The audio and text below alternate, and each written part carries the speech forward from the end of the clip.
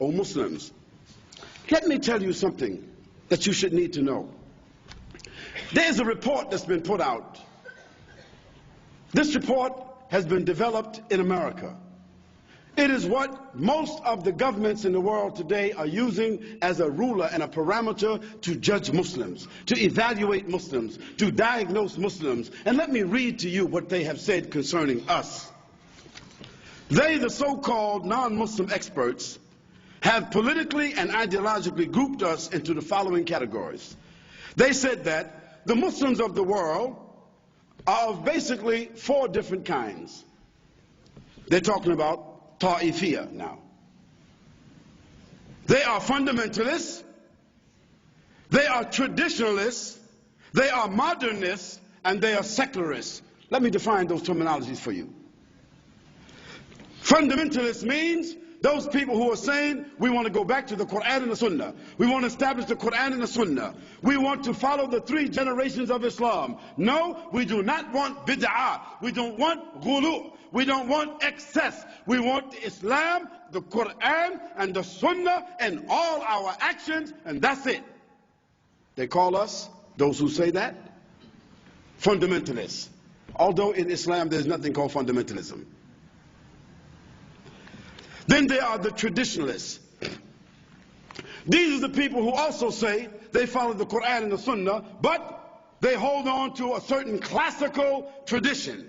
They say we are Wahhabi. They say we are Hanafi. They say we are Shi'i.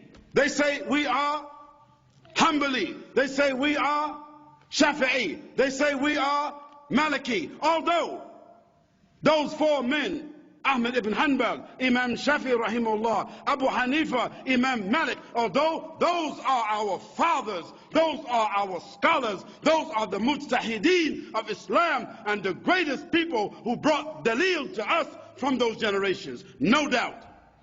But following them blindly as a tradition is what the category here is. People who follow them blindly, and therefore they don't unite with anybody else except those who follow each one blindly. They are called traditionalists. Then there are the modernists. The modernists are those who want to make a new interpretation of the Quran. They want to make a new interpretation of the Sunnah. They want to make a new interpretation of Islam. In fact, they are the people who may want to join all the religions together to have what they call peaceful coexistence. They are the people who call themselves Wahdatul Adyan. That is, they want to join with all the religions together. Hinduism, Buddhism, Christianism, Semitism, so on, so on, so on, so on, so. Make it one all religion. It even sounds funny, don't it? Yeah, think about it. Hinduism, Buddhism, Christianity, Judaism, Brahmism, Shiism, Islam. They want to bring all the religions all together with respect, and everybody want to go down the road together. We will overcome. See, this is what we want to do. This is called Wahdatul Adyan, making all, it sounds nice, one world religion. I don't know who would be the head of that, maybe the Pope. They got the most money. Or it might be the mayor of Jerusalem. Or it might be Jacques Chirac. Or it might be Mr. Howard. Or it might be Mr. Bush. Or it might be whoever. We don't know who might become the leader of this new world religion. But the people who call for that among the Muslims, they are the misguided people, and they have joined the enemies of Islam. No matter how intellectual they are, no matter how sincere they are, no matter how educated that they are, they have joined the camp of the enemies of Allah subhanahu wa ta'ala, and they have said by doing so that Allah subhanahu wa ta'ala has not given to us the haqq, and that this deen of the Quran and the Sunnah and the wala and bara, the loyalty and the disassociation, the loyalty for the Muslims and the disassociation of the Kafirs, that there's nothing like that in Islam. We just go along down the road with whoever's happy with us, we happy with them too. O Muslims, they have come up also with a formula. Not only have they classified us, but they have also come up with a formula to deal with every category and how to create hostility and opposition between the different categories. They have determined that the greatest threat to Western civilization and the continued dominance of Western culture is to make sure that the Muslims never reestablish a global identity, and that there is no opportunity ever for them to reestablish the Khilafah. Let me repeat that point to you. They have determined that the greatest threat to Western civilization and the continued dominance of Western culture is to make sure that no nation among the Muslims develop among themselves a global identity. And secondly, they never, ever have the ability to reestablish the Khilafah. Now, this is in their protocols. This is what you should understand. This is what they're preserving. This division is subtle and hidden, meaning that most Muslims wouldn't even know it. Therefore, it is more difficult to recognize than to treat.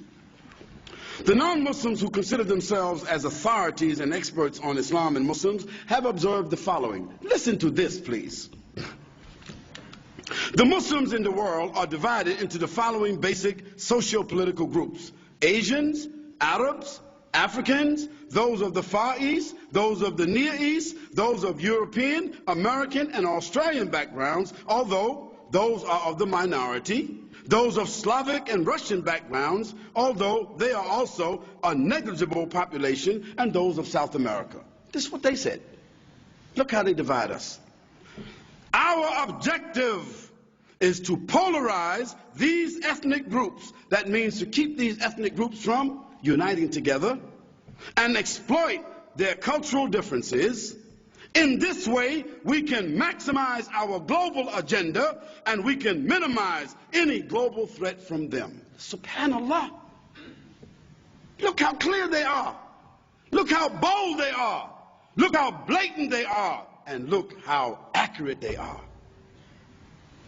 On the issue of ideological and personal differences, this has existed since the first century. Since the first generation of Islam, Muslims have went through this whole thing of ta'ifiyah. They have went through this whole thing of nafsiyah. أعوذ بالله من الشيطان الرجيم بسم الله الرحمن الرحيم يا أيها الذين آمنوا إن جاءكم فاسق بنبأ فتبينوا أن تصيبوا قوما بجهالة فتصبحوا على ما فعلتم نادمين واعلموا أن فيكم رسول الله لو يطيعكم في كثير من الأمر لعنتم ولكن الله حبب إليكم الإيمان وزينه في قلوبكم وكره إليكم الكفر والفسوق والعصيان أولئك